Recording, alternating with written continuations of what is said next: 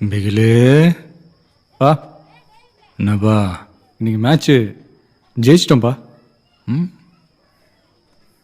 சருக்கு அடிக்கிறியா?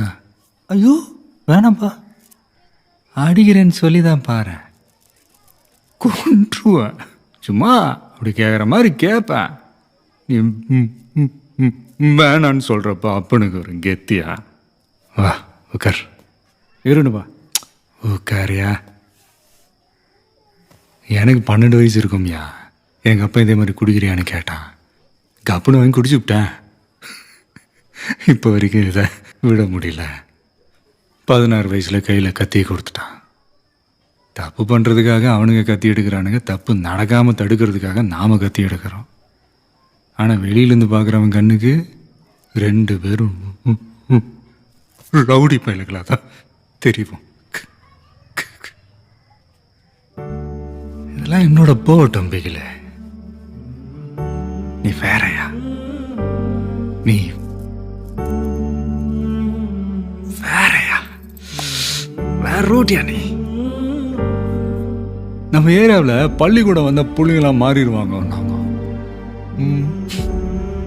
கோயில் கட்டணும், சர்ச்சு கட்டணும், ஒன்றியும் நடக்கலையே. நீ அந்த பந்து தூக்கி அந்த பிள்ளைங்க கையில் குத்தப்பாரு, அப்போ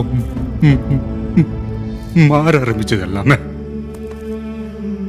கத்தியோட பீச்சில் சுத்திட்டு இருந்த பயலுங்க பூரா கிரவுண்ட்ல பழியா கிடக்குறானுங்களாமே.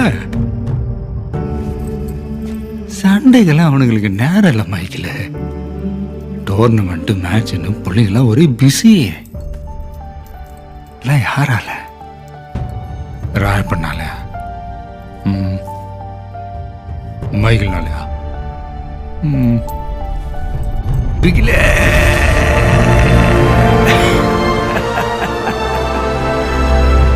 அந்த சத்தம். பிகிலு தான் அவங்களுக்கு ஹீரோ. பிகிலு மாதிரி விளையாடணும், பிகிலு மாதிரி டிவியில் வரணும், பிகில் மாதிரி பேர் எடுக்கணும். பிகிலு பிகிலு பிகிலு பிகிலு. இதோட விட்டுறாத பிகிலு. நீ இந்தியாவுக்காக ஆடணும். உலகம் பூரா நீ எங்கிருந்து வந்தன்னு தெரியணும். அப்பதான் நம்மளோட இந்த சின்ன குப்பத்தை உலகமே திரும்பி பார்க்கும்யா. உன்னை பிடிச்சிக்கிட்டு ஒவ்வொருத்தனா வெளியே வருவான். எங்க தப்பு நடந்தாலும் போலீஸ் நம்ம ஏரியா பசங்களை தான் பிடிச்சிட்டு போகுது. அது மாறணும்யா. கத்தி கத்தி வச்சுக்கலாம், ஒன்றும் கிழிக்க முடியாது. விளையாட்டால தான்